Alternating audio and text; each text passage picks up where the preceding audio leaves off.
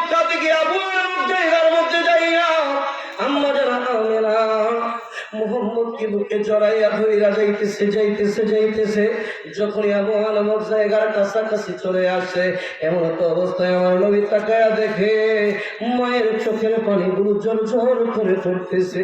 ডাক দিয়া বললেন, মা গো, আমাকে আর বুঝাইতে হবে না, যেহেতু তোমার চোখের পানি দরদর করে পড়ে আমি বুঝেছি এখানে হয়তো আশেপাশে কোথাও আমার বাবার কবর হবে, আমাকে একটু দেখা দাও। ওর থেকে নামানো হলো, আল্লাহ নবী রাহমাতুল্লিল আলামিনকে দেখা দেওয়া হলো।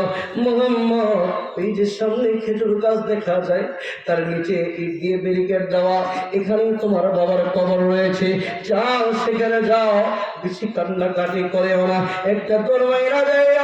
আমার নবী কান্দে, ডাক দিয়া বলতেছে, বাবা গো, ও বাবা, কত শিশুদের বাবা বিকালবেলা মাঠে গিয়া কান্দের মধ্যে লইয়া বাড়িতে গেল, আমি মুহাম্মদের তো বড় ইচ্ছে জাগে তুমি আমার কান্দে নিয়ে যাইবা, তুমি আমার কোলের মধ্যে তুলবা।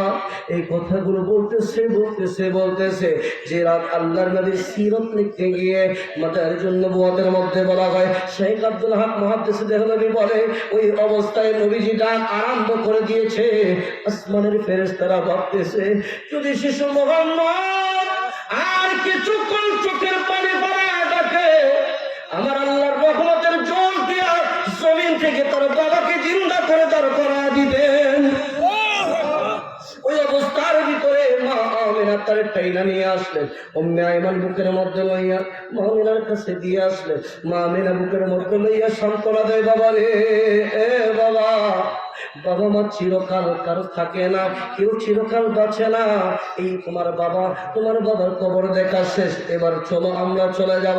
এই কথা বলে কাফেলা সেখান থেকে রওনা আরম্ভ করে দিয়েছে। কয়েক কাজ সামনে যাওয়ার পরে হঠাৎ করে আমেনা ডাক দিয়া আমি আমেনার চোখের সামনে পৃথিবী অন্ধকার হয়ে যাচ্ছে, নামায়া দাও, আমাকে নামায়া দাও। জমিনের মধ্যে যখন নামায়া দেওয়া হলো, মা-মেনা বুঝতে পারলেন তার হায়াতের বাজার শেষ হয়ে গেছে, আজরাইল আসার সময় হয়ে গেছে। ডাক দিয়া কয়, আল্লাহ,